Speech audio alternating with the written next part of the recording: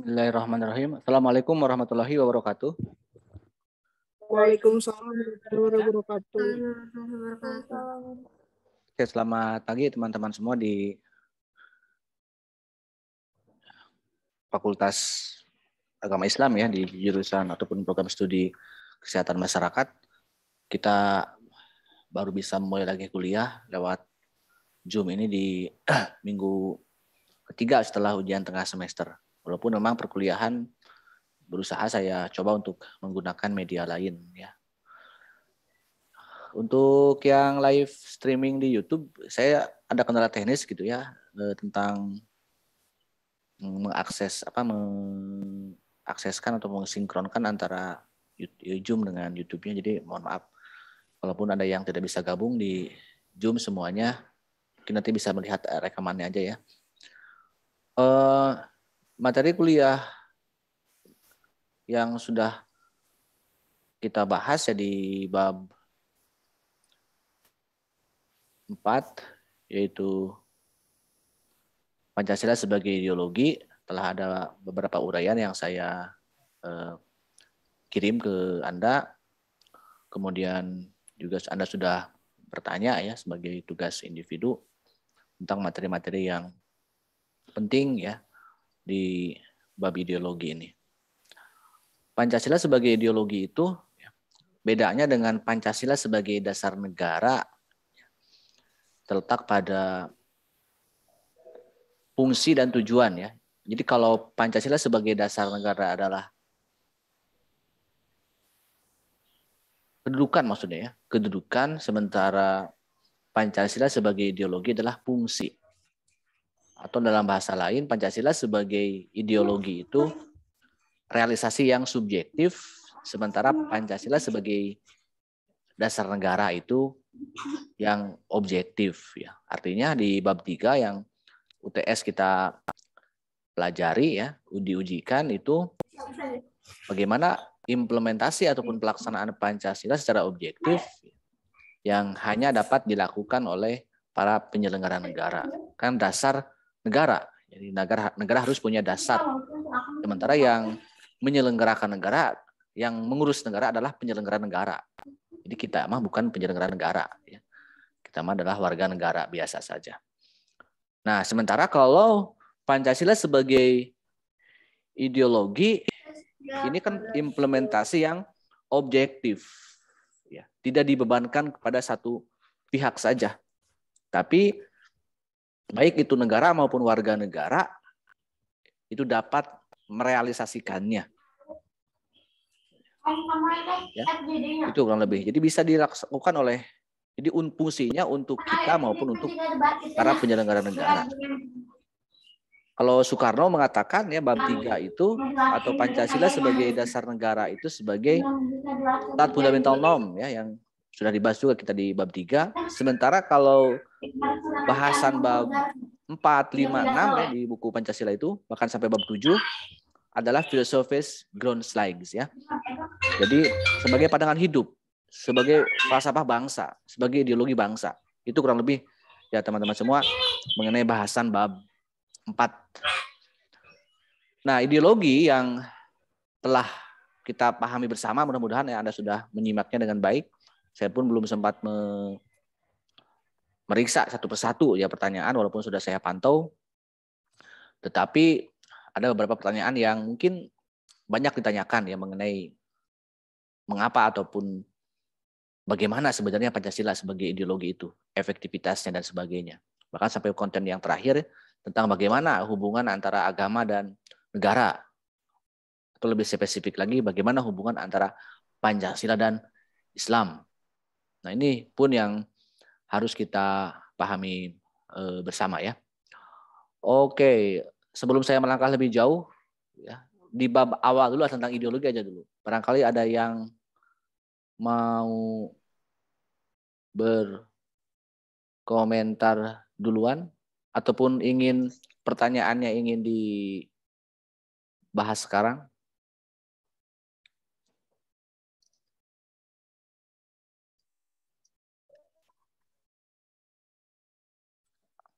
Mungkin saya, Pak. Ya, Pak. Anis Pak dari kelas A. Anis dari kelas 051. A. Anis kelas A absennya? Ya. Ke 9051 Pak ujung. 51 tuh Anis Korunisa ya. Apa pertanyaan kamu apa, Nis? Iya.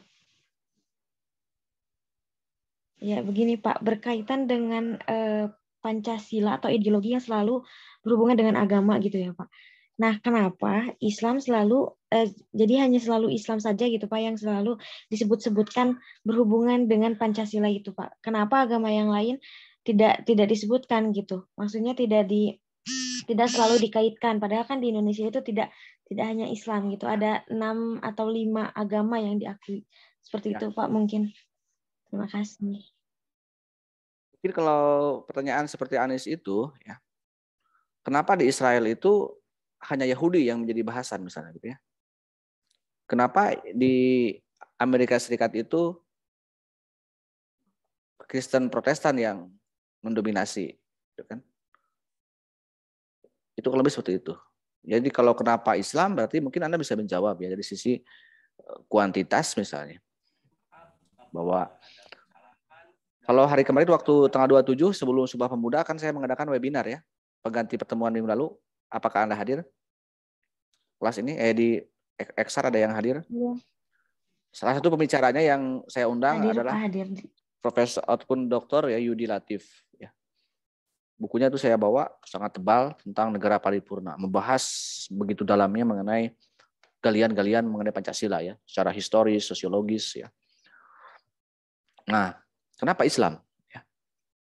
Bahkan dalam proses perumusan Pancasila gitu kan, yang menjadi bahasan pokoknya adalah dalam tanda petik mungkin pertarungan ya antara Islamisme dan nasionalisme. Gitu. Sampai pada akhirnya muncullah kompromi di Piagam Jakarta. Yang sila pertamanya sudah jelas mengatakan bahwa dengan kewajiban menjalankan syariat Islam bagi para pemeluknya. Kenapa demikian ya? Kok umat Islam, kok golongan Islam saat itu ngotot misalnya atau menginginkan dasar negara, ingin Islam menjadikan sebagai dasar negara. Nah, perlu Anda ketahui, ini saya juga mengutip Yudi Latif gitu ya. Jadi, Islam sebagai agama mayoritas di Indonesia. Beda mungkin dengan masa kalau Anda bisa baca sejarah ya Indonesia dari Hindu Buddha gitu ya. Bagaimana mendominasi kerajaan Hindu Buddha itu cukup lama ya di Nusantara. Paling tidak dalam catatan sejarah gitu ya. Kita nggak berbicara temuan-temuan baru. Sementara ketika masuknya agama Islam ke Nusantara ataupun ke Indonesia, tak lama setelah itu muncullah penjajahan. Nah, selama masa penjajahan yang disebutkan dalam buku-buku sejarah selama 3,5 abad itu, Islam masih tetap menjadi agama mayoritas. Ya. Jadi, walaupun penjajah membawa agama lain, misalnya Kristen dan Katolik, tetapi tidak menjadikan Islam hilang begitu saja. Ya. Tetap umat Islam menjadi umat mayoritas. Ya. Tidak berbeda ketika Hindu-Buddha masuk Islam, maka Islam mendominasi. Nah, beda ketika masuk kolonialisme yang salah satu visinya menyebarkan agama Kristen, Nasrani, tetapi tidak menjadikan Indonesia agamanya mayoritas misalnya Kristen ataupun Katolik. Nah, itulah uniknya Islam. Namun, ini juga namun, karena kekuasaan kolonialisme adalah kekuasaan yang mungkin dari sisi agamanya pun beda dengan agama-agama. Bukan agama yang dianut oleh dengan umat mayoritas gitu ya. Dan mereka juga membawa agama baru ya, tapi tidak berhasil menggoyahkan mayoritas keyakinan umat Islam. Namun karena mereka berkuasa secara politik, penjajahan tidak menjadikan Islam sebagai tempat yang layak ya dalam kehidupan berbangsa dan bernegara saat kolonialisme. Islam hanya sebatas agama, ritual, ibadah dan sebagainya. Jangan ganggu kekuasaan, jangan ganggu politik. Walaupun ada perlawanan dari golongan-golongan Islam ya. Mungkin Anda lihat beberapa kesultanan melawan penjajah.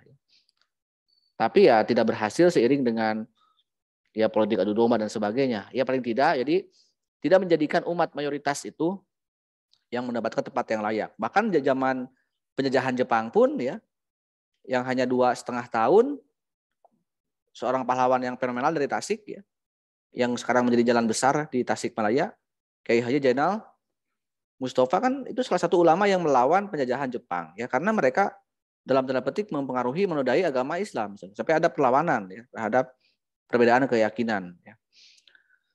Nah, itulah kenapa ya kelompok Islam ya yang disebut golongan Islam di para the founding fathers ya, baik dari NU, dari Muhammadiyah, dari Persis maupun saat itu katakanlah namanya zaman Jepang disebut dengan Masyumi ya, Majelis Syuro Muslimin Indonesia. Tidak ada NU, makanya tahun 45 ya, kalau Anda minggu lalu misalkan mendengar perkataan dari Menteri Agama bahwa Kemenag adalah hadiah terbesar atau hadiah bangsa Indonesia bagi NU, coba Anda cek ya, zaman Jepang itu sebelum kemerdekaan semua Islam itu gabung di Masyumi. Nah, Masyumi pecah itu menjelang pemilu 55. Yang pecah cuma satu sebenarnya. NU keluar dari Masyumi ya. Jadi kelompok Islam yang lain itu tetap gabung di Masyumi ya, di pemilu 55. Nah, sehingga alasan mereka ya, kembali ke alasan kenapa saat proses perumusan Pancasila ingin menjadikan Islam sebagai tawaran dasar negaranya ya, dengan alasan tadi ya. Jadi kalau sudah merdeka ini agama mayoritas ini berharap untuk bisa mewarnai kehidupan bernegara. Ya. Mungkin dalam bahasa yang lebih tegas lagi, wajar sebuah negara yang mayoritas agama Islam kalau dasar negaranya pun Islam. Ya. Tapi ingat, tawaran itu pun tidak serta-merta diterima kan, dimusyawarahkan. Islam itu tidak memaksakan. Makanya ini saya sangat sedih ya mendengar pemberitaan mengenai wacana-wacana yang sering dikatakan Islam itu radikal dan sebagainya. Kata siapa gitu kan? Justru umat Islam itu hanya menawarkan gagasan, urusan diterima atau tidak kan ada proses musyawarah. Bahkan Piagam Jakarta sudah sah pun ditandatangani oleh 9 anggota Panitia 9 ya. Ketika dirubah lagi di tahun 18 Agustus, apakah umat Islam marah? Kan tidak. Setelah musyawarah saling memahami. Saling mengerti gitu. Nah, bahkan yang menarik ini ya, kalau Anda lihat beberapa yang mengaku Marhainisme, yang mengaku Soekarnoisme misalnya ya, yang mengaku pengagum Bung Karno, kesannya sekarang Bung Karno ya, mereka yang Soekarnois dianggap sebagai ataupun memandang Islam sebagai musuh gitu ya, termasuk anak-anaknya Soekarno. Nah, ini bedanya ya.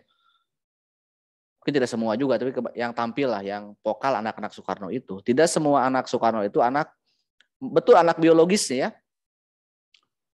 Yang minggu lalu pindah agama, Ibu Sukmawati misalnya. Dia anak biologis Soekarno. Megawati anak biologis Soekarno. Puan Maharani cucu biologis Soekarno. Tapi belum tentu anak ideologisnya ya. Nah, Bung Karno di tahun 45 pada saat proses perumusan Pancasila, bahkan pada saat 1 Juni pun ya, ketika Ki Bagus Hadikusumo dari Muhammadiyah menginginkan ya, menawarkan gagasan Islam sebagai dasar negara, Bung Karno mengatakan tidak perlu Islam dasar negara ya. Tapi kalau umat Islam ingin mewarnai kehidupan negara dengan nilai-nilai Islami, silakan buatlah partai Islam, masuklah umat Islam ke partai-partai Islam, biar punya banyak wakil rakyat dan akan membuat aturan sesuai dengan hukum Islam.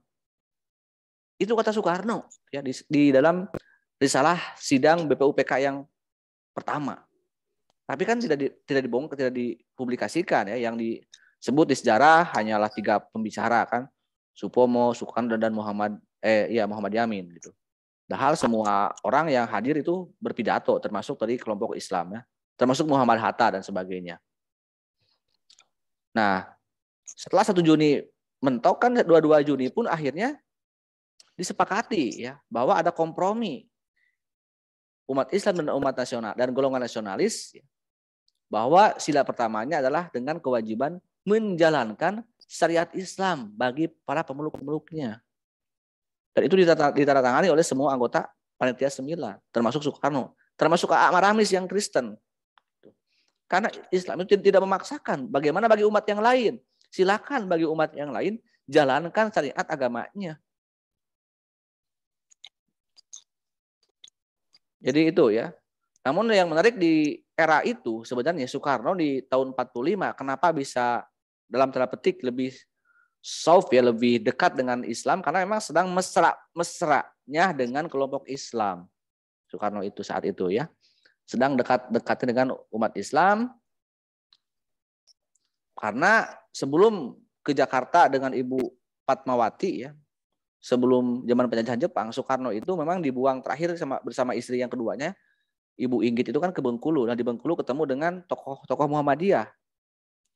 Dan dia belajar agama Islamnya secara Muhammadiyah ya Soekarno itu. Salah satu anak petinggi Muhammadiyah dari Bengkulu itu jadikan mertua, yaitu ya orang tua ya Fatmawati itu keluarga besar Muhammadiyah. Gitu ya. Sehingga Soekarno memang ataupun ya saat itu wajar kalau dekat dengan kelompok Islam ya, dalam hal itu Muhammadiyah. Oke, jadi itu ya kurang lebih jawaban dari dari Anis, mudah-mudahan bisa mewakili teman-teman yang memiliki pertanyaan yang tidak jauh berbeda dengan Anis ya. Oke, ini Anis tuh berbicara tentang Pancasila hubungan dengan agama gitu ya. Silakan yang lainnya. Ada yang mau dibahas? Saya Pak izin bertanya. Siapa? Nisrina Pak. Dari kelas A59 tuh ya. Kelas A Ekonomi Syariah. Nisrina, apa pertanyaannya? Bagaimana dampak dari munculnya tafsir baru terhadap Pancasila, lalu mengapa tidak boleh ada tafsir tunggal terhadap Pancasila, Pak? Terima kasih. Oke. Terima kasih pertanyaannya juga ya. Ini dari yang mau bertanya bolehlah Anda kayak Najla tuh ya, mengacungkan tangan, melambaikan tangan. Oke. Apa dampak dari Pancasila kalau ada tafsir baru ya? Ya ketika misalnya tahun 65 menjelang 65 ya, menganggap bahwa komunisme, kata Soekarno misalnya, karena Soekarno sedang dekat dengan PKI, tidak bertentangan dengan Pancasila ya. Artinya bahwa nanti kepentingannya mungkin kalau seandainya berhasil kudeta PKI ya, tetap aja namanya Pancasila misalnya, zaman PKI juga nggak berubah. Tapi isinya PKI, komunisme. Gitu. Kenapa tidak boleh tafsir tunggal? Tafsir tunggal itu adalah ketika Orde Baru ya, karena Orde Lama gagal dalam menerapkan Pancasila karena hanya menerapkan Nasakom, maka Orde Baru isinya untuk memurnikan Pancasila ya secara konsekuen atau melaksanakan Pancasila secara murni dan konsekuen. Itulah yang disebut dengan azas tunggal ya. Artinya ini pada akhirnya Orde Baru pun kebablasan di tahun 80-an ya, di tahun 70-an akhir. Karena menerapkan azas tunggal. Artinya tidak boleh ada azas lain selain Pancasila. Padahal misalnya azas-azas di luar komunis, di luar liberalisme dan sebagainya, apalagi agama itu tidak sama sekali tidak bertentangan dengan Pancasila. Sehingga saat itu partai-partai Islam pun tergabung menjadi P3 dan tidak boleh azasnya Islam. Ya. Dari lambangnya Ka'bah menjadi lambang bintang, itu kan. Termasuk ormas-ormasnya. Karena harus Pancasila saja semuanya. Itu azas tunggal.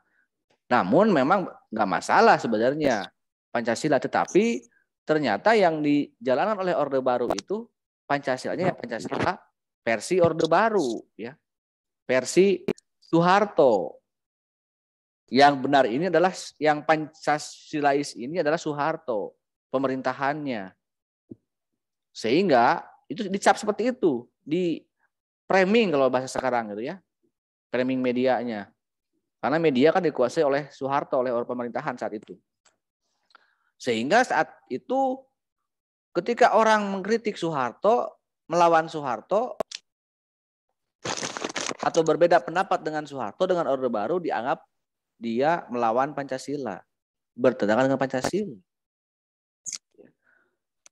Itulah yang dikhawatirkan ya. Kalau sekarang misalnya pemerintahan sekarang memang betul saya sering mengatakan mau menghidupkan kembali ya dengan dibentuk dulu namanya UKP PIP ya, yang diketuai oleh Pak Yudi Latif ya, kemarin saya undang ya, tahun 2015. Pak Yudi itu dia memang orang penggali Pancasila secara historis gitu ya, dengan lengkap, dengan jujur, membuka sejarah. Dia menginginkan Pancasila itu sebagai ranah ilmiah akademis, karena dia seorang akademisi. Ketika dia ditarik oleh Pak Jokowi menjadi membuat sebuah badan tentang Pancasila yang akhirnya menjadi BPIP, dan masuklah tokoh-tokoh politik ya seperti Mahfud MD, Megawati dan sebagainya. Yudi Latif akhirnya mengundurkan diri dari KPPIP dan BPIP. Saya curiga bahwa Pak Yudi tidak nyaman ya kalau Pancasila dijadikan alat ya untuk kekuasaan. Khawatirnya sekarang juga seperti itu. Jadi yang Pancasila itu adalah Pak Jokowi dan rejimnya. Sementara yang lain yang berbeda pendapat dengan Pak Jokowi dengan rejimnya dianggap anti Pancasila. Yang menarik ya dari zaman sekarang juga ya, tahun 2017 kalau tidak salah ya, ketika Habib Rizik menulis, apa kan dia menulis disertasi dan tesisnya kan tentang Pancasila ya, hubungan antara Islam dan Pancasila. Nah, siapa itu? Ibu Sukmawati kan anaknya Soekarno, adiknya Megawati, melaporkan Habib Rizik ya, atas penodaan apa gitu ya dan sebagainya. Ini kan ngaco gitu ya. Jadi itu ya teman-teman semua tadi bahwa tafsir tunggal itu adalah ketika Pancasila yang benar itu adalah seperti yang dilakukan oleh pemerintah. Enggak apa-apa sebenarnya. Pak Jokowi dan teman-temannya mengaku Pancasilais. Tapi sebagai ideologi mah begini maksudnya. Tapi harus konsekuen, harus konsisten dengan perbuatannya maksudnya. Bagaimana perbuatan seorang penguasa terhadap nilai-nilai Pancasila. Secara pribadi saya mengatakan mungkin Pak Jokowi selesai ya. Seorang pribadi yang berpancasila. Dia lemah lembut, dia baik, dia sering dekat dengan rakyat gitu. Itu secara ideologi, secara falsafah, secara subjektif dia. Tetapi sebagai kepala negara, sebagai kepala pemerintahan, kalau Pak Jokowi benar-benar berpancasila, ya buatlah aturan-aturan, kebijakan-kebijakan pemerintahannya yang sesuai dengan Pancasila. Yang sesuai dengan sila-sila Pancasila. Kebijakan ekonomi, kebijakan hukum. Adil nggak sesuai sila kelima? Atau hanya adil untuk penguasa, adil untuk pengusaha, adil untuk Tiongkok misalnya. Itu kurang lebih ya. Secara pribadi mah ya nggak akan ada efeknya ya. Mau dia berbuat solehnya pun sering rajin ke sholat, rajin ke masjid, sering ibadah misalnya. Secara pribadi dia melaksanakan sila pertama. Tetapi kalau tidak didukung oleh kebijakan-kebijakan politiknya sebagai kepala negara ya, itu tidak akan tercapai ya cita-cita itu. Mungkin ini sedikit juga ya sebelum saya menanggapi teman-teman yang mau bertanya. Nah, karena ini cita-cita ya, coba nih sebelum saya lanjut, Pasya dan Najla bisa dengar suara saya? Bisa, Pak. Apa cita-cita kamu, Pasya? Untuk saya pribadi animator, Pak. Animator ya. Sudah menjadi animasi sekarang? Proses, Pak. Oke.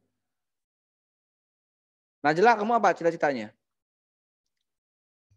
Najla? Jadi pengusaha sukses, Pak.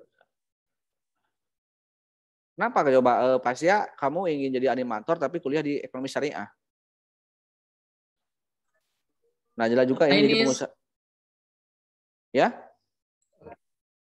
Karena ini sebuah modal, Pak, untuk kedepannya untuk pemasaran dari apa yang saya buat gitu, Pak. Jadi animator yang Islami mungkin seperti itu ya? Iya, Pak. Ya, waktu kecil apa cita-cita kamu? Waktu kecil saya ingin jadi pilot, Pak.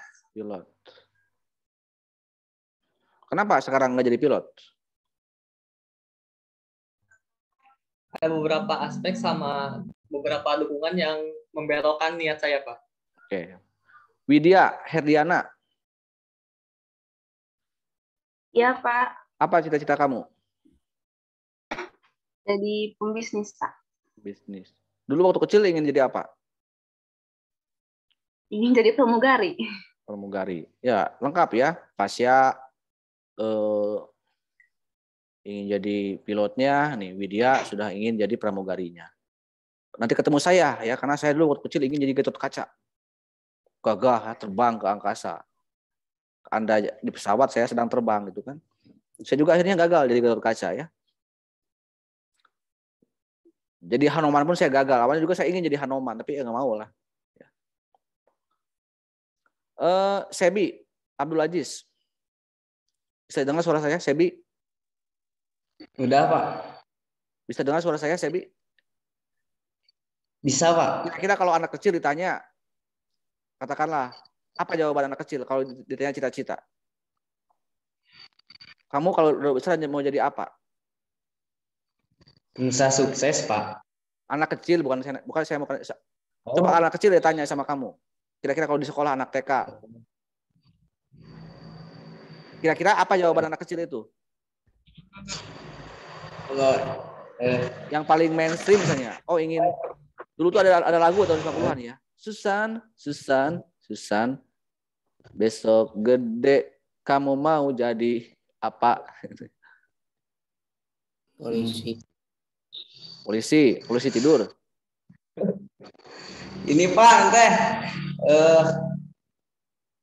Coba Desi Fitriani, kalau anak kecil ditanya kira-kira ingin jadi apa?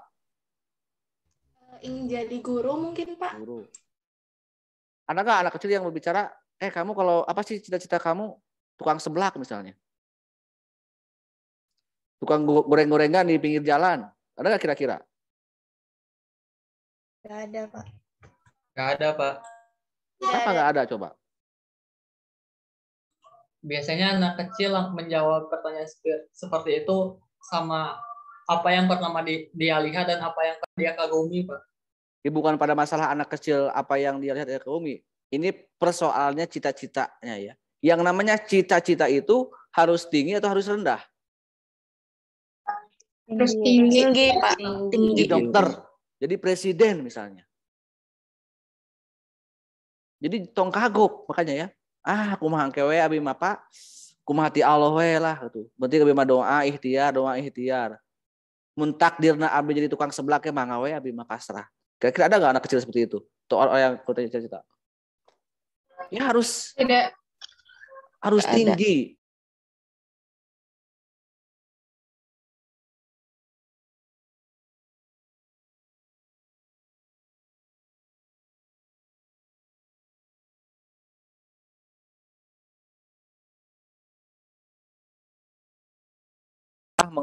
Oke, mohon maaf ya.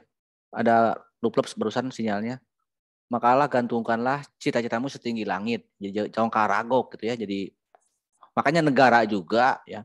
Tujuan negara Indonesia aja lihat aja ya. Kalau berbicara Pancasila dan penjelasan mengenai tujuan negara ya. Melaksanakan ketertiban dunia ya. Mencerdaskan kehidupan bangsa, mensejahterakan rakyat. Itu kurang lebih cita-cita besar ya sebuah bangsa Indonesia dalam Pancasila. Itu ongkar ragok ya. Oke lah sampai situ dulu. Lanjut ke bahasan pertanyaan. Tadi siapa yang Najla ya tadi yang pertama yang lebih dulu tadi dibandingkan dengan teman-teman yang lainnya. Najla apa pertanyaannya? Izin bertanya Pak. Kelas C ya kamu kan dalam. Iya, lanjut. Dalam Pancasila itu terbuka penafsiran-penafsiran baru. Nah, adakah ketentuan atau syarat-syarat dalam menafsirkan Pancasila? Oke, udah saya pahami lah pertanyaannya. Betul, Pancasila adalah open ideologi, living ideologi ya, ideologi yang terbuka dan ideologi yang yang hidup ya. Karena memenuhi syarat-syarat sebagai ideologi yang baik dan terbuka. Ada dimensi realitas, idealitas, dan fleksibilitas, yaitu yang sering dibahas di perkuliahan. Namun, bagaimana ya? Jangan sampai saking terbukanya, adakah batasan-batasannya?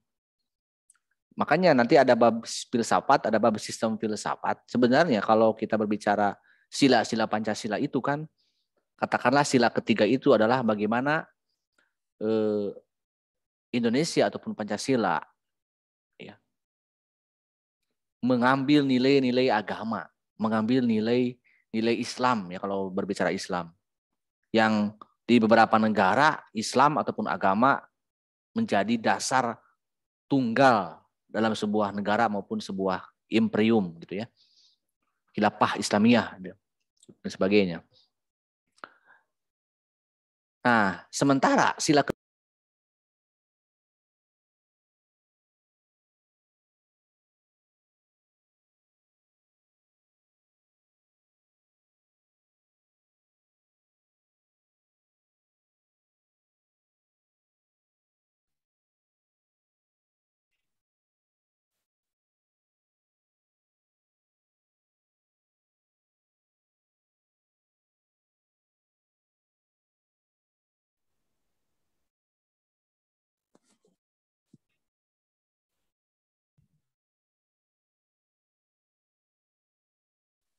Mohon maaf Pak, suaranya di mute.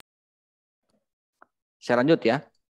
Jadi semua ideologi ada gitu ya. Diambil ke sisi baiknya. Agama jelas itu menjadi kausa primanya. Sila kedua tentang humanisme ya, tentang kemanusiaan itu kan paham yang dibawa oleh humanisme barat misalnya ya.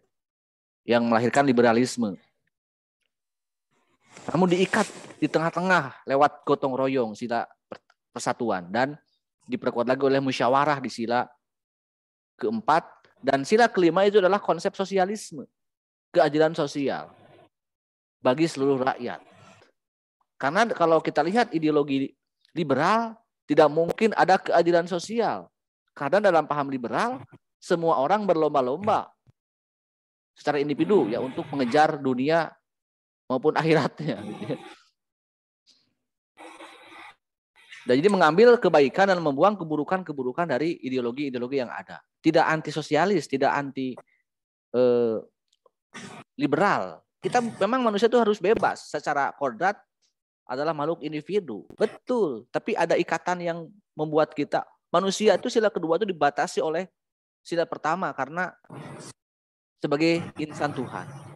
Itu batasannya. Jadi kalau sekarang boleh nggak kita menerima paham demokrasi Amerika Serikat misalnya, demokrasi barat, ya boleh. Tapi kita punya batasan kebebasannya yaitu Tuhan bagaimana hukum agama, hukum Islam kalau menurut kita umat Islam ya.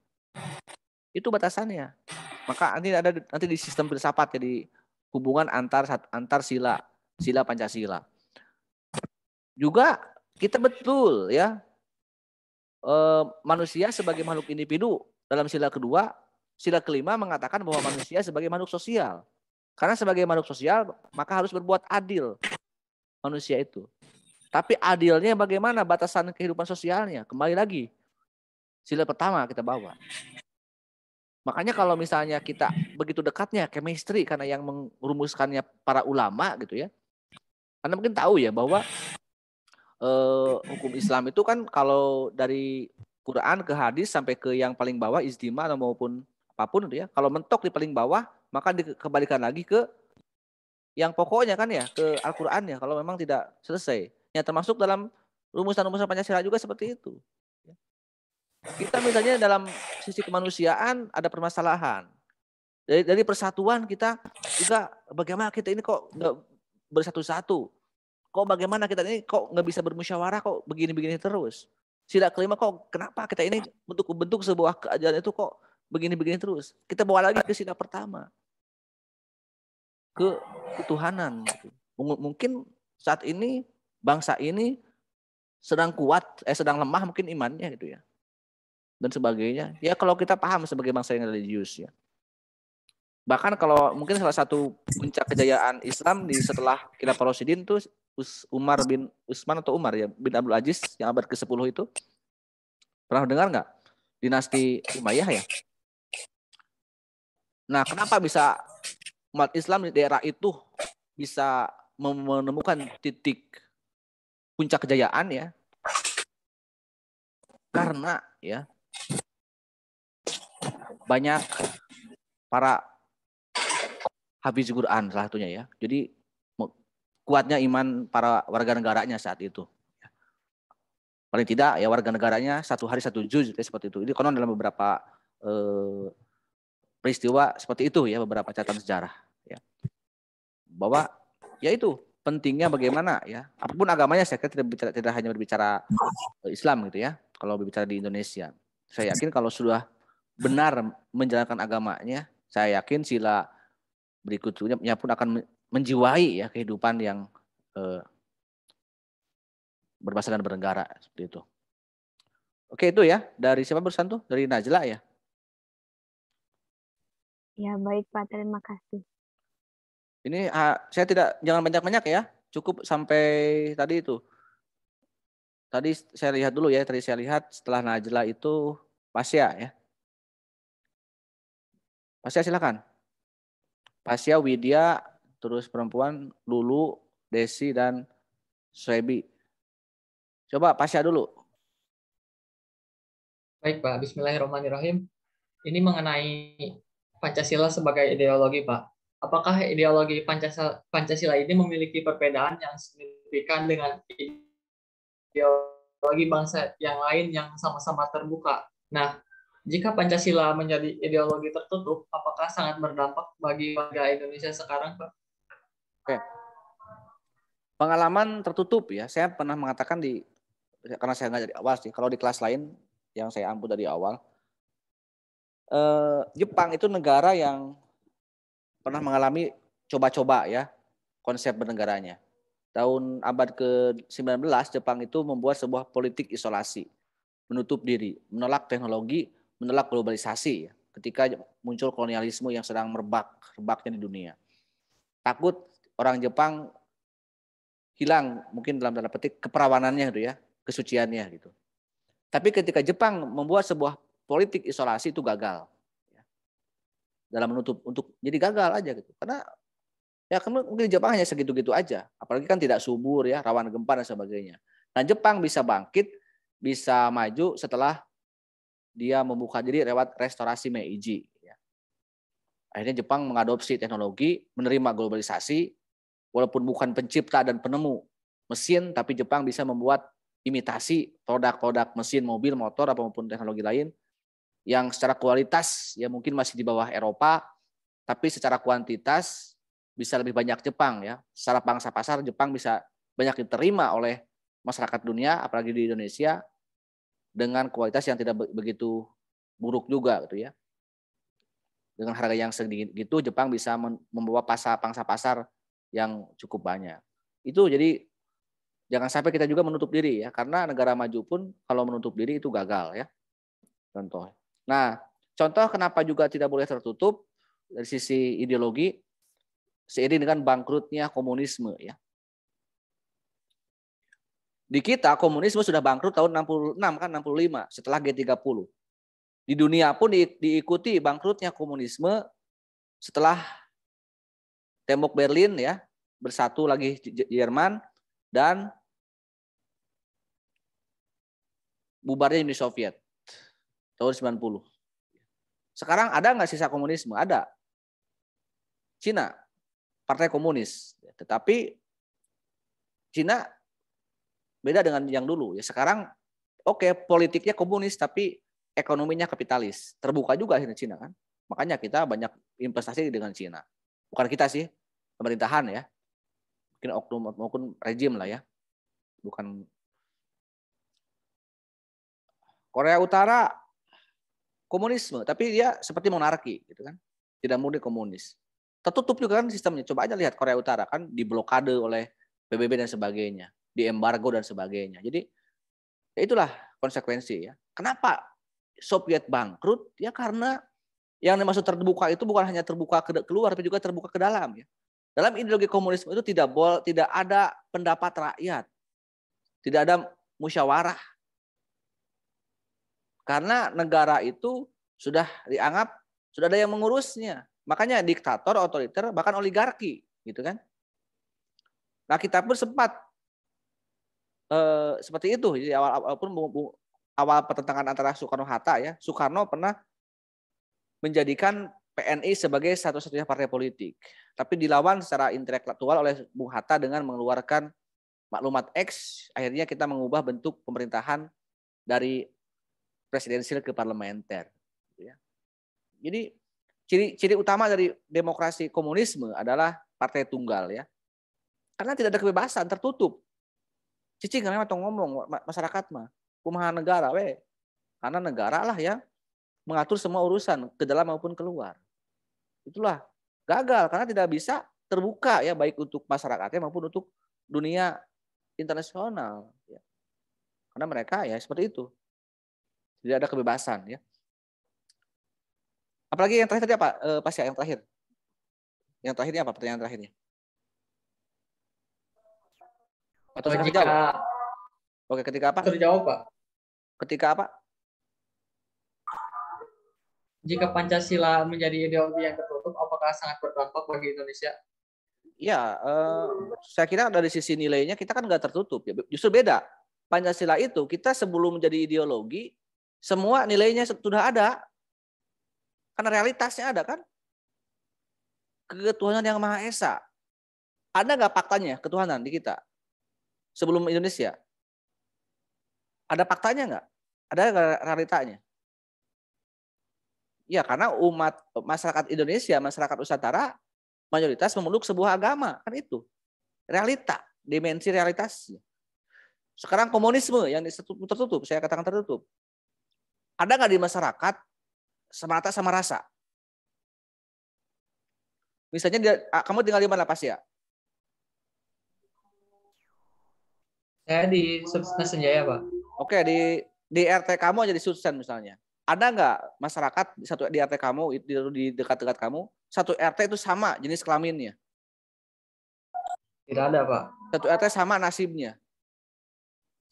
Sama kekayaannya? Tidak ada, Pak. Iya.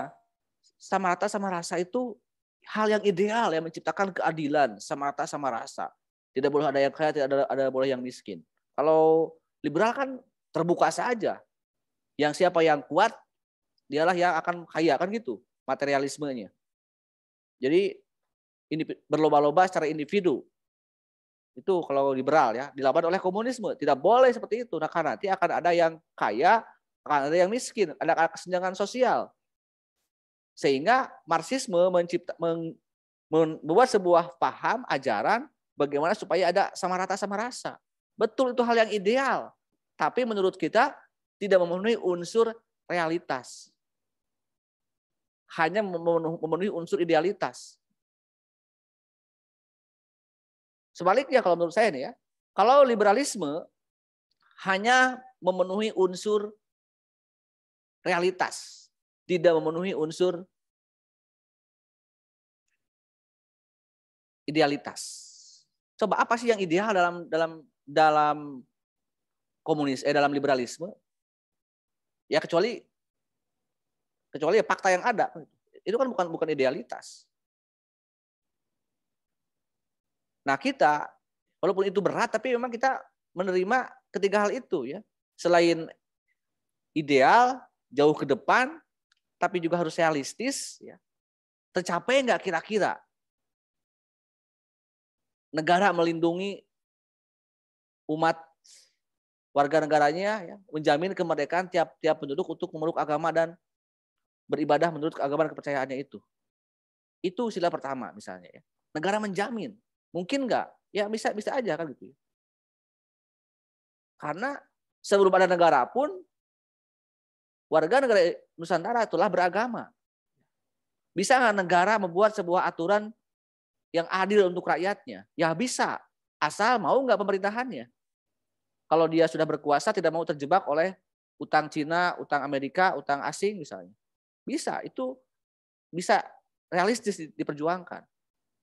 Asal ada niat. Beda dengan komunisme kan, harus sama misalnya. Nggak bisa. Ya. Oke, itu pas ya. Lanjut ke yang lain, ini terlalu banyak pertanyaan nih. Saya hanya ingin sampai jam 10.30 ya. Siapa yang merasa lebih awal ngacungnya? Setelah Pasya? Saya, Pak. Siapa? Widya dari kelas C, 12. Iya. Apa pertanyaannya, Widya?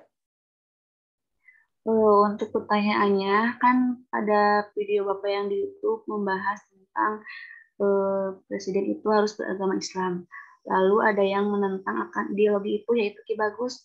Nah, pertanyaannya, alasannya apa gitu Ki Bagus menentang ideologi itu? Ki Bagus itu ketua Muhammadiyah saat 45, dia nggak menentang. Dialah yang tokoh yang sangat ngotot Islam, tentang memperjuangkan nilai-nilai Islam ya, Ki Bagus itu. Jadi nggak ada yang menolak sebenarnya, cuma kan dirobahnya sila-sila atau dirobahnya aturan mengenai presiden yang awalnya beragama Islam kemudian menjadi orang Indonesia asli ya dan sebagainya setelah PPKI, karena seiring dengan berubahnya sila pertama di Piagam Jakartanya kan, tidak lagi berlaku pasal syarat presiden gitu kan. Masih mending ya di sila pertama itu di UUD yang asli itu, di PPKI itu masih ada orang Indonesia asli. Tapi kalau sekarang kan warga negara Indonesia syarat presiden itu. Namun memang yang dilupakan oleh kita pun oleh mereka sebenarnya tetap harus Islam, karena sumpah jabatannya presiden itu adalah demi Allah. Saya bersumpah. Itu secara undang-undang. Secara sosiologis di kita walaupun ada partai yang nasionalis, bahkan ada yang partai yang non agama lain di luar Islam ya, partai Kristen, bahkan sekaliber PDIP pun selama pemilu langsung aja ya tidak pernah misalkan dia menawarkan presiden ataupun wakil presiden dari orang yang bukan beragama Islam. Itu PDI sebagai partai yang paling sekuler di kita gitu ya. Partai yang paling nasionalis dan sekuler. Tidak berani juga akhirnya menawarkan agama lain ya sebagai presiden. Walaupun dia dalam isu-isunya dia menurut umat Islam dianggap sebagai anti-Islam ya, narasi-narasi tokoh-tokohnya. Karena dia memang partai nasionalis yang sekuler gitu ya, nggak masalah. Tinggal bagaimana kita bertarung aja di dalam pemilu gitu kan. Mau yang mana yang mau kita pilih kan, itu pemilu itu kan seperti itu demokrasi kita itu. Bahkan dalam beberapa pemilu pun walaupun begitu kerasnya misalnya PDIP terhadap kelompok Islam, coba Anda lihat sejarah PDIP di tahun 2004 dia menggandeng almarhum ketua PBNU saat itu ya, Hasyim Mujadi sebagai wakil presiden dengan Ibu Megawati. 2009 mungkin dia tidak menggandeng umat Islam ya, karena Megawati berpasangan dengan Pak Prabowo. Tapi lihat di 2014 ya, Pak Jokowi juga dan PDIP itu hanya akan mengambil suara dari kelompok nasionalis, maka untuk mendapatkan simpati dari umat Islam dan dari orang-orang timur Indonesia, maka menggandeng Pak Yusuf Kala kan di tahun 2014. Nah, apalagi yang sekarang kan, saking takutnya mungkin dengan kekuatan Islam tahun 2016 ketika kasus Ahok, maka akhirnya Pak Jokowi juga menggandeng tokoh Islam ya, ketua MUI saat itu Pak Maruf Amin. Padahal Maruf Amin itu salah satu saksi yang memberatkan terhadap sidang Ahok gitu kan. Itulah politik gitu ya. Bisa seperti itu ya. Sehingga saya bilang kalau memang PDIP ya ataupun para pemerintah yang berkuasa sekarang dia butuh umat Islam, nggak perlu ada narasi-narasi yang mungkin ya menyakiti sebagian kelompok Islam. Karena pada akhirnya mereka juga butuh ya kelompok agama gitu. Kalau memang dia benar-benar tidak butuh kelompok agama ya, dalam narasi-narasi politik ngapain juga misalnya dalam setiap pemilu Pak Jokowi selalu diliput sedang jadi imam sholat misalnya kan gitu. Nah, ini juga kan hal-hal yang harusnya itu boleh dalam hal itu ya, dalam hal membangun citra politik gitu ya untuk mendapatkan simpati. Tapi dalam narasi-narasi politik saya kira kalau memang bisa bekerja sama misalnya antara yang paling sekuler pun misalnya PDIP dengan partai yang paling Islam pun misalnya atau PKS atau apa, kalau memang mereka bisa bersatu ya kenapa harus saling mencaci maki seolah-olah takut, cemburu, ataupun kalau nanti yang berkuasanya kelompok Islam maka akan disuriahkan, akan diisiskan. Karena saya yakin bahwa generasi sekarang yang menjadi para politisi sekarang itu lupa sejarah ya, atau mungkin tidak paham sejarah gitu kan. Dulu kan nggak ada ya argumentasi waktu misalnya rumusan Pancasila, tokoh-tokoh yang Islam maupun yang nasionalis menggunakan narasi itu gitu kan. Wah kamu nih Ki Bagus, kamu ini radikal ya gitu kan. Kan nggak ada seperti itu. Akan membawa Islam Arab ke sini kan nggak ada. Jadi murni konsep-konsepnya aja. Kalau Islam menjadikan negara bagaimana nih? Begini, dijelaskan. Kalau kamu dari golongan nasionalis bagaimana ya? Begini nih konsep saya. Bagaimana agama tetap ada dan sebagainya. Namun narasi-narasi yang saling nusuk ke dalam persoalan-persoalan yang cukup mengejutkan ini muncul di tahun 55 kan. Di saat memang peserta pemilunya ada PKI gitu ya. Memang tidak heran ada narasi-narasi menjelek-jelekan, menjatuhkan, menganggap Islam sebagai budaya Arab yang negatif gitu ya, onta, kadrun dan sebagainya. Ya sekarang terulang. Ya mungkin karena ada yang terpapar komunis mungkin gitu ya, walaupun bukan PKI, mungkin anak cucunya, mungkin dia pengagumnya, masuk ke dalam partai tertentu, walau alam gitu ya. Tapi memang tahun 45 sebagai generasi emas ya, walaupun begitu kental perbedaan paham ideologinya antara Islam dan nasionalis ketika merumuskan Pancasila, mereka tidak membangun narasi yang menyerang pribadi, ya, tapi membangun narasi-narasi yang sangat akademis dan intelektual. Sehingga muncullah Piagam Jakarta, muncullah PPKI yang dengan kompromi yang luar biasa, ya, bisa bersepakat dengan bijak tanpa pertumpahan darah. Itulah yang harus kita ambil hikmah ya dari, karena kita merdeka lewat cara seperti itu. Ya kenapa kok sekarang narasi-narasi gitu ya semakin tidak etis gitu ya. Apalagi ya tadi kembali misalnya menjadikan Islam sebagai musuh bersama dan itu sebagai musuh negara. Ini saya yakin akan terus-menerus terpecah belah karena narasi seperti itu. Oke, memang ada kelompok Islam ya masuk ke kubu istana. Tapi kan ada juga kelompok Islam yang mungkin berbeda pandangan ya, tidak mau misalnya diatur oleh penguasa. Dan itu mungkin jumlahnya bisa lebih banyak, mungkin gitu ya. Bagi saya itu mungkin hanyalah kemungkinan. Tapi apapun itu, mau sedikit, mau banyak, mau Islam, mau Kristen, mau agama apapun, kalau memang dia sebagai warga negara masih cinta pada Indonesia, tidak perlu dibangun narasi-narasi yang membuat energi kita itu habis ya, untuk saling mengkritik, untuk saling menghujat antar kelompok, antar golongan yang memang sudah ada ya. Saya mengatakan bahwa apalagi yang Anda lihat waktu kemarin seminar ya, kita ini merdeka ataupun bisa menjadi sebuah negara bukan karena persamaan pendapat, karena ada perbedaan pendapat ya. Dari partai-partai politik dulu, dari ormas-ormas dulu kan, serikat dagang, serikat Islam dan sebagainya. Lalu muncullah golongan antar suku, Jong Japa, Jong Ambon, muncullah sebuah pemuda. Mereka sebenarnya berbeda pendapat kok ya. Sampai mereka dewasa di tahun 45 dan merumuskan dasar negara, mereka juga tidak sama pendapatnya, berbeda. Nah sekarang kok kenapa seperti ini gitu ya? Jadi kita ini harus bersatu, betul harus bersatu, tapi bukan berarti persatuan itu adalah persamaan pendapat. Persatuan menurut sila ketiga itu ya, bukan satu suara, bukan satu kata, satu pendapat, tapi kemampuan negara dalam memanage sebuah perbedaan. Itulah hakikat tadi sila ketiga.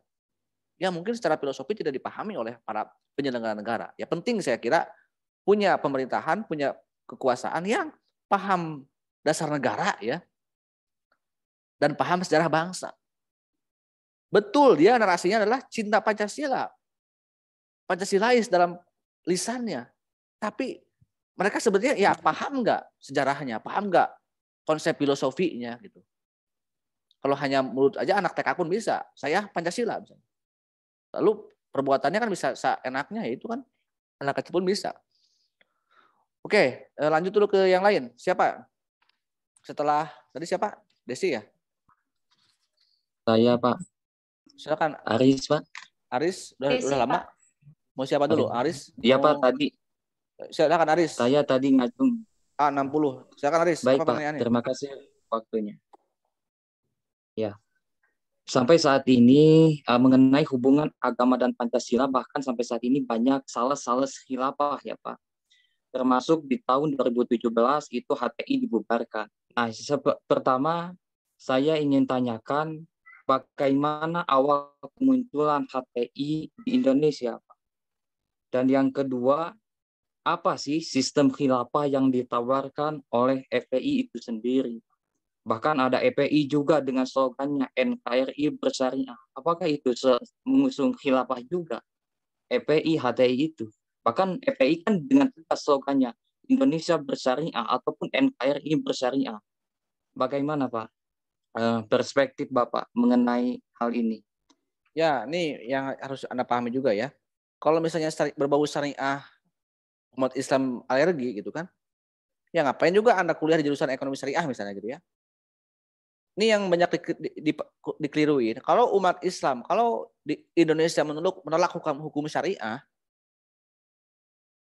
berarti orang Islam tidak bisa menikah. Ya, kalau begitu. Karena walaupun di kita misalnya Undang-Undang nomor 1 tahun 74 tentang perkawinan itu, dalamnya adalah hukum Islam. Jadi ini konsep syariah itu harus dipahami secara ini juga ya. Yang dimaksud syariah itu bukan berarti semuanya seperti syariat dari dasarnya. Tapi beberapa hukum-hukum yang memang itu bagi umat Islam mengikat, negara melindungi supaya lebih formal lagi, gitu kan? Itu ya yang dimaksud. Bahkan juga ada perda-perda syariah. Sampai Aceh pun diberikan hak istimewa ya, bebas untuk menjalankan hukum syariah. Bahkan Soekarno sendiri mengatakan pada saat dekret presiden 5 Juli 59, ketika mau kita kembali lagi ke Undang-Undang Dasar yang asli, syarat dari Masyumi, kalau syarat dari Masyumi diakomodir kata Pak Soekarno, silahkan, gitu ya, bahwa kita kembali lagi ke Undang-Undang 45 yang asli dengan Piagam Jakarta menjiwai UUD 45 ya, dan satu kesatuan rangkaian yang utuh dari konstitusi ini. Jadi silahkan saya katakan lagi ya, apapun hukum Islam kalau memang itu dibutuhkan, kemudian ingin diformalkan itu silahkan. Tergantung DPR kalau di pusat, kalau di daerah tergantung pada pemerintahannya. Namun saya juga karena sekarang mungkin yang bedanya ya dari 2014 ya kita lihat juga warna politik penguasa ya. Sekarang kebetulan yang berkuasanya adalah dari PDIP misalnya ya. Bahkan beberapa waktu zaman Pak Cahyokumolo Menteri Dalam Negerinya juga banyak mengajukan beberapa perda syariah termasuk di Tasikmalaya itu untuk digugat ke Mahkamah Konstitusi karena dianggap bertentangan dengan Pancasila. Tapi menurut saya itu terlalu berlebihan gitu ya hal seperti itu. Mungkin juga orang-orang PDIP tidak paham sejarah, tidak paham juga apa usul Bung Karno di zaman dekret presiden gitu. Jadi itu ya, kalau bicara syariat Islam jangan melihat antara kelompok dulu ya, Anda lihat dulu sebenarnya apa sih yang dimaksudkan syariat Islam di Indonesia itu. Walaupun misalnya hilang sila pertama di Piagam Jakarta, tapi tidak menutup umat Islam untuk menjadikan Islam sebagai dasar perjuangan maupun sumber kehidupan di luar ibadah dan muamalah gitu ya. Termasuk juga akhirnya muncul ekonomi syariah. Apalagi sekarang wakil presiden kita Profesor Ma'ruf Amin adalah guru besar ekonomi syariah. Kenapa sih kalau menurut saya gitu, kalau ini menurut saya aja. Kenapa misalnya Pak Ma'ruf Amin dia sebagai ahli ekonomi syariah tidak membuat konsep itu menjadi konsep nasional karena dia punya kekuasaan harusnya. Malah tergerus oleh ekonomi-ekonomi yang lain ya. Yang mungkin jauh dari luar syariah. Jadi tidak ada urusan ya, sudah selesai. Di tahun 45 selesai. Islam ataupun agama apapun silakan. Tidak hanya ekonomi Islam, kalau memang umat Kristen punya konsep ekonomi ya silakan. Kalau umat Buddha punya konsep ekonomi ya silakan. Misalnya di Bali Hindu. Di Hindu itu ada konsep ekonomi sistem Hindu. Lalu di Gubernur Bali, Bupati di Bali ingin menerapkan syariat Hindu ekonomi misalnya, itu silahkan. Ya. Jadi itu yang pertama ya. Yang kedua mengenai HTI dan EPI ini ya, ini kita kembali kepada fenomena reformasi ya. Reformasi yang sebagai euforia kebebasan karena Orde Baru Ajas Tunggal, dan ingat yang hadir di zaman reformasi bukan hanya ormas Islam munculnya yang baru ya. Ada dulu mah cuma ada NU, ada Muhammadiyah lebih dulu ketimbang Indonesia. Lu makan EPI, HTI baru ini gitu ya. Apalagi Anda bawaan dari luar bisa sebagainya gitu. ya silakanlah itu berdebat masalah usia ya, tapi juga berdebat masalah hak, kebebasan, tidak perlu yang baru, yang pertama yang penting tadi kan jaminan kebebasan ya. Dan Anda melihat juga jangan hanya melihat kelompok-kelompok Islam yang hadir di zaman yang muncul yang ramai di zaman reformasi, termasuk yang anti Islam pun banyak berkeliaran bebas juga, sama-sama bebas. Kaum gay, lesbian juga banyak berani bersuara dan sebagainya. Nah, HTI dan EPI ya, secara konsep saya waktu S1 saya, kalau EPI kan ormas di masyarakat ya, nggak terlalu dekat lah dengan EPI. Tapi ya EPI adalah korban framing media gitu ya sebenarnya. Karena media yang sudah di-framing untuk negatif, untuk radikal, sementara EPI ada perbaikan-perbaikan setelah kes ini kan tidak terlalu keras terhadap jarang-jarang lagi bersweeping karena dia juga mengevaluasi diri sebenarnya gitu ya. Tapi karena memang media ingin terus memframing seperti itu, sehingga apapun yang berbau EPI ya harus diburukkan gitu ya. Silakanlah kalau Anda berpendapat, kalau saya berpendapat seperti itu gitu ya. Karena saya beberapa kali ngomong dengan EPI ya tidak ada yang sengeri yang diberitakan oleh media gitu ya. Nah, untuk HTI jadi beda ya.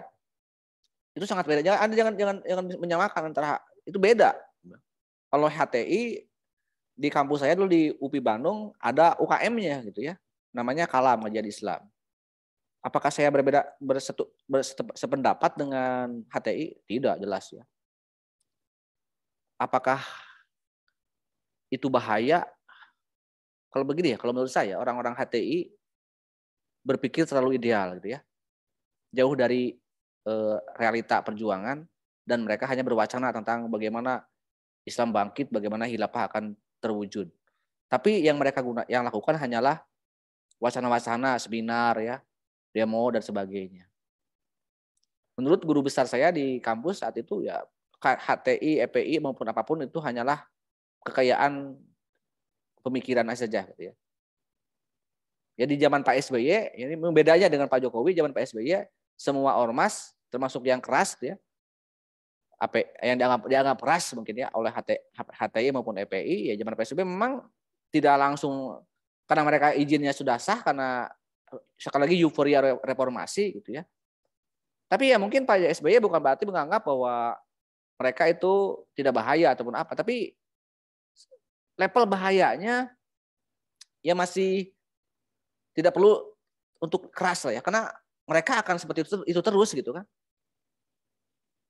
Adapun misalnya ini hebatnya emang bedanya kalau PSBY ketika ada ormas EPI, HTI, biarlah mereka beradu argumentasi di publik dengan levelnya dengan ormas lagi, apakah dengan NU dan sebagainya. Menjadi debat publik, ranah akademik, ranah diskusi. Sehingga tidak terjun langsung misalnya aparat menangkap, membubarkan EP maupun HTI. Karena memang tidak kepikiran. Karena mungkin zaman Pak SBY banyak yang lebih penting daripada mengurus ormas yang mungkin tidak begitu bahaya ya secara. Karena bagi saya pun saya yakin enggak sengeri apa yang dibayangkan gitu ya. Kalau EPI ataupun HTI, karena mereka apalagi EPI kan mereka kebanyakan bakti sosial ya kegiatannya. Kalau HTI kan wacana tentang khilafah. Dan tidak begitu bahaya juga gitu. Karena mereka tidak akan besar. Beda dengan kalau misalnya HTI dia punya sekolah, dia punya pasukan, dia punya mendidik masyarakat wajib militer ala jihad dan sebagainya, kan mereka hanya merekrut orang-orang untuk dicuci otak, untuk diajak diskusi, menawarkan gagasan khilafah. Tapi itu silakanlah, pemerintahan punya cara tersendiri. Tapi bagi saya dan bukan di luar masalah bahaya atau tidak dari konsep itu ya, tapi beberapa pakar hukum pun memang pembubaran HTI, larangan sebagai paham terlarang itu cacat logika, cacat sosiologis. Beda kasus. Kenapa komunisme dibuat aturan dibubarkan dan dianggap paham terlarang? Karena ada riwayatnya. Kudeta, pembunuhan, pembantaian, banyak korbannya, banyak saksinya. Sementara ini yang dituduhkan kepada EPI dan HTI yang kurang adilnya, mereka hanya diduga akan A, B, C, dan D. Hanya diduga. Jadi terlalu baper ya. alasan-alasan pembubarannya. Kecuali misalnya FPI melakukan kudeta, HTI melakukan upaya pembunuhan massal dan sebagainya. Ya, itu baru diterima secara sosiologi hukum. Itu kurang lebih ya, Aris, Nurul, Muiz. Jadi memang ini perbedaan cara pandang penguasa terhadap keyakinan pemahaman ormas yang menurut saya terlalu berlebihan ya, dan hukum terlalu dipaksakan untuk memvonis kelompok yang berbeda pendapat. Oke, siapa nih? Perempuan ya, yang lebih dulu siapa? Dulu Watun Desi, udah? Pak. Oh, Desi, Belum, Pak. Desi coba Desi dulu tuh. Desi Fitriani Suryana. A65. Apa pertanyaannya, Des? Iya, Pak. Di dalam YouTube channel Bapak yang judulnya Bagaimana Hubungan Pancasila dan Agama, di situ dikatakan bahwa Pancasila itu tidak bisa dikatakan atau disebut dengan agama atau berbeda level. Nah, pertanyaannya bagaimana sih menyadarkan masyarakat yang masih memiliki pandangan bahwa Pancasila ini beragama. Seperti itu, Pak, mungkin. Ya, kalau untuk menyadarkan masyarakat kan bukan tugas kita ya, adalah tugas negara sebenarnya. Jadi idealnya kita ini punya negara, punya penguasa negara yang paham Pancasila, yang paham bernegara gitu. Dan mereka lah yang menyadarkan. Bukan misalnya menghukum orang yang tidak sadar gitu kan. Jadi kalau misalnya, ini contoh nyambung dengan dari Aris ya. Kalau misalnya EPI maupun HTI adalah kelompok yang dianggap pikirannya keliru ya, atau gerakan yang keliru, kenapa enggak dengan dialog misalnya ya, musyawarah dulu, karena ada sila keempat dulu. Kenapa langsung divonis hukum? Ya tadi secara sosiologi hukumnya, secara fakta-fakta peristiwanya tidak memenuhi unsur itu, hanya praduga-praduga. Ya, jadi itu Fitri ya, kalau misalnya sulit kalau kita itu tugas negara.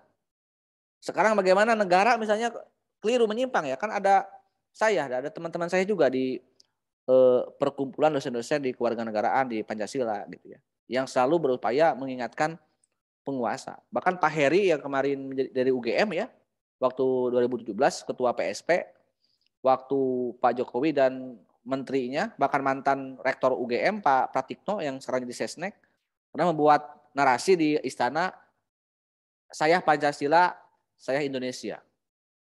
Yang paling keras menolak narasi itu adalah Pak Heri yang kemarin saya undang juga di webinar kemarin. Dan dia pernah ke Unsil gitu ya. Dia nggak peduli itu salah kata Pak Heri. Berani dia mengkritik Pak Jokowi, mengkritik Pak Pratikno. Sebagai padahal atasannya sendiri, satu alma mater. Karena memang secara filosofi, karena mereka adalah orang-orang filsafat ya, keliru. Masa Pancasila, saya Pancasila, saya itu dasar negara. Pak Jokowi bilang, saya Pancasila. Berarti Pak Jokowi itu dasar negara. Itu kan keliru secara konsep. Berarti kalau begitu, kata tadi, akan ada ajas tunggal lagi. Jadi kalau begitu Pak Jokowi, kalau kita melawan Pak Jokowi, melawan Pancasila dong. Itu kan secara filosofi itu hubungannya. Maka kalaupun mau menggunakan istilah saya Pancasila, jangan langsung, tapi saya cinta Pancasila. Jadi pakai kata sambung atau pakai imbuhan yang tidak terlalu subjektif ya penegasannya. Jadi itu ya Fitriani, Jesi, itu berat pertanyaannya kalau memang kita yang harus menjawab. Yang penting tugas kita Anda belajar dulu aja ya gitu ya, memahami bagaimana sih bangsa kita ini, bagaimana sejarahnya, bagaimana filosofinya. Makanya kita pelajari di mata kuliah ini gitu ya. Lulu, silakan. Baik, Pak. Izin bertanya, Pak. Pancasila itu luas dan penafsir Pancasila itu merupakan bangsa Indonesia sendiri. Pancasila juga bersifat terbuka sehingga menerima adanya pemaknaan ataupun penafsiran baru. Apakah penafsiran yang berbeda-beda tersebut bisa menimbulkan perpecahan? Terima kasih, Pak. Ya, penafsiran yang berbeda itu bukan penafsiran dalam arti nilai-nilai yang dasarnya gitu ya. Tapi penafsiran yang bagus sebenarnya dari proses implementasinya ya. Cara menafsirkan misalnya Pancasila sebagai dasar negara itu bagaimana ketika anggota DPR membuat sebuah aturan, sebuah kebijakan, sebuah undang-undang, lalu mereka berbeda pendapat. Kan kemarin kita bisa melihat ternyata dari sekian banyak anggota DPR ada yang menawarkan gagasan undang-undang RUU HIP, rancangan undang-undang haluan ideologi Pancasila, yang di dalamnya memuat sila-sila Pancasila 1 Juni, pidato Soekarno. Padahal pidato Soekarno itu adalah konsep yang belum disepakati oleh para pendiri bangsa, belum dimusyawarahkan, hanya tawaran-tawaran Soekarno. Artinya malah mundur bukan maju ya RUU HIP itu. Itu yang pertama. Yang kedua, kenapa saya tolak dan teman-teman yang kemarin juga ikut di webinar ya dengan kampus-kampus yang mungkin lebih bagus daripada Unsil gitu ya secara level kampusnya, karena saya bergaul dengan beberapa teman-teman. Itu semuanya teman-teman kuliah saya gitu ya, yang kebanyakan hadir kemarin dari ITB dan sebagainya, itu adik kelas saya.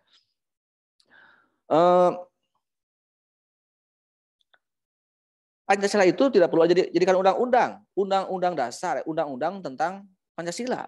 Padahal Pancasila itu sumber dari segala sumber hukum. Harusnya undang-undang ini dia turun pangkat gitu ya, dari dasar negara menjadi undang-undang. Itu kesalahan secara logika hukum RUU HIP ya. Itu kalau tafsiran bagi para penyelenggara negara ya. Namun bagi konsep-konsep yang besar, perubahan-perubahan apakah boleh nggak diganti lagi Pancasila misalnya?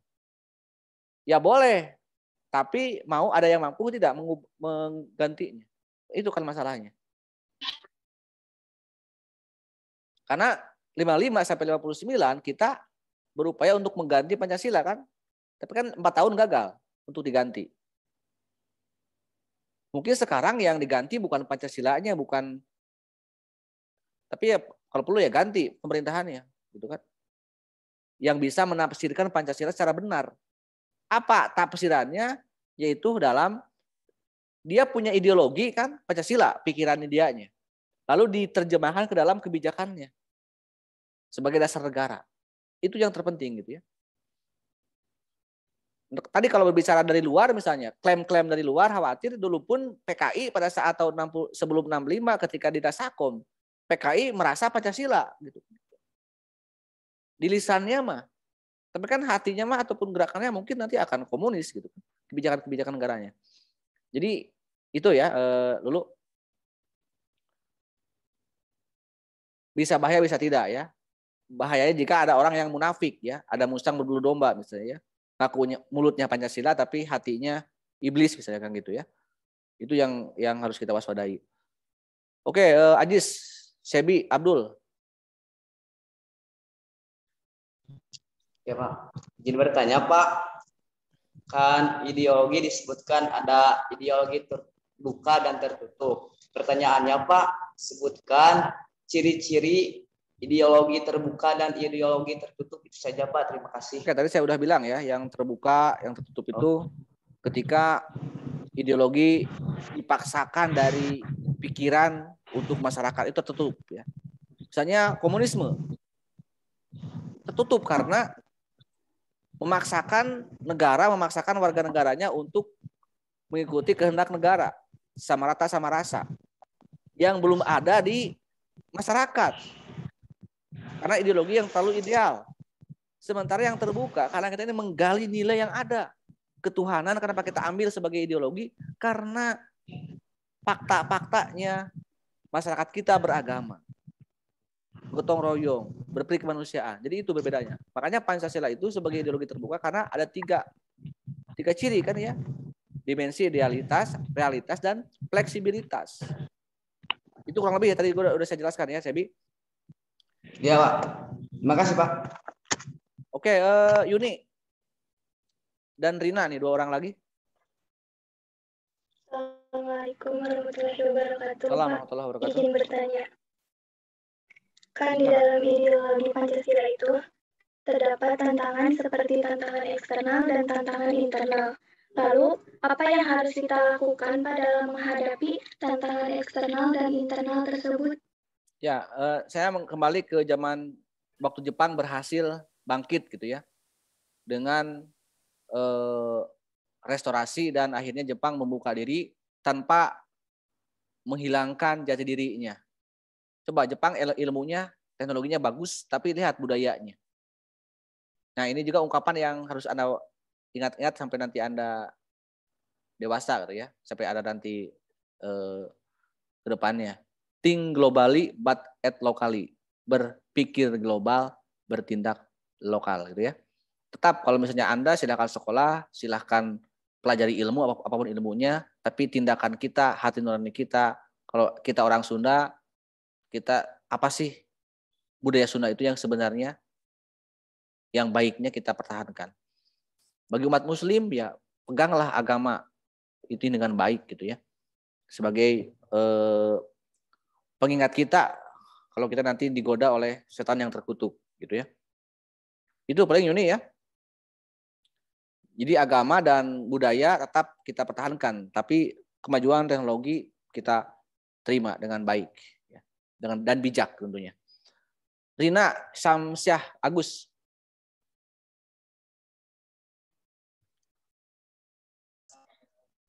Assalamualaikum warahmatullahi wabarakatuh. Mohon maaf Bapak sebelumnya izin bertanya. Bahwasannya jika masyarakat sudah memahami secara utuh mengenai sejarah, maka tidak akan ada polemik antara agama dan Pancasila. Nah, pastinya ada saja masyarakat yang masih kurang memahami gitu mengenai kaitannya Pancasila dengan agama. Nah, bagaimana solusinya yang harus dilakukan untuk menyikapi masyarakat yang hal-hal kecil saja masih menjadi benturan atau diperdebatkan? Mungkin itu Bapak pertanyaannya. Terima kasih. Oke, jadi kalau bicara urusan masyarakat, sekali lagi kita tidak punya kewenangan untuk mengelola masyarakat. Kecuali misalnya Rina jadi tokoh masyarakat ya, jadi Mamah Dedeh di kampungnya misalnya ya, ceramah kemana-mana misalnya gitu. Didik masyarakat, itu bisa Anda lakukan ya. Tapi kalau memang Anda mau berperan dengan baik ya silakan perlahan dengan diskusi, dengan dialog, dengan ngobrol dengan teman-teman terdekat Anda. Bahwa ini loh sebenarnya Indonesia ini loh Pancasila ini hubungannya dengan agama dan sebagainya. Dan kalau seandainya masyarakat telah berpancasila, apakah jamin nggak akan tercapai Pancasila? Jadi begini ya, sama halnya begini. Apa sih cita-cita kamu? Misalnya, Yuni, Erina ingin jadi dokter. Dari kecil sampai sekarang Erina ingin jadi dokter. Mungkin nggak? Mungkin nggak Rina sekarang kamu jadi dokter? Rina, mungkin nggak kamu jadi dokter sekarang? Nanti kamu lulus dari FAI akan jadi dokter. Mungkin nggak? Jawab aja secara tegas. Enggak. Ya, makanya berarti kalau misalnya Rina ingin jadi dokter, masuklah S1 jurusan kedokteran. Jangan ekonomi syariah. Nah, kalau sekarang misalnya Indonesia itu inginnya apa sih? Pancasila. Cita-citanya. Berarti konsekuensinya negara Indonesia harus sekolah Pancasila. Jangan sekolah komunis, jangan sekolah liberal. Betul, dalam Undang-Undang 45 kita negara Pancasila, negara yang sesuai dengan cita-cita proklamasi. Tapi selama kita dalam mengelola negaranya, apalagi pemerintahannya yang mengelola negaranya, bukan pada Pancasila pergerakannya. Dia misalnya lebih mementingkan kepentingan asing, kepentingan liberal, kepentingan komunis, kepentingan apapun gitu ya. Jadi sama halnya. Jadi selama negara belum konsekuen dalam membuat aturan-aturan negara yang sesuai dengan sila-sila Pancasila, saya tidak yakin akan terwujud negara Pancasila sesuai dengan yang kita cita-citakan. Ya.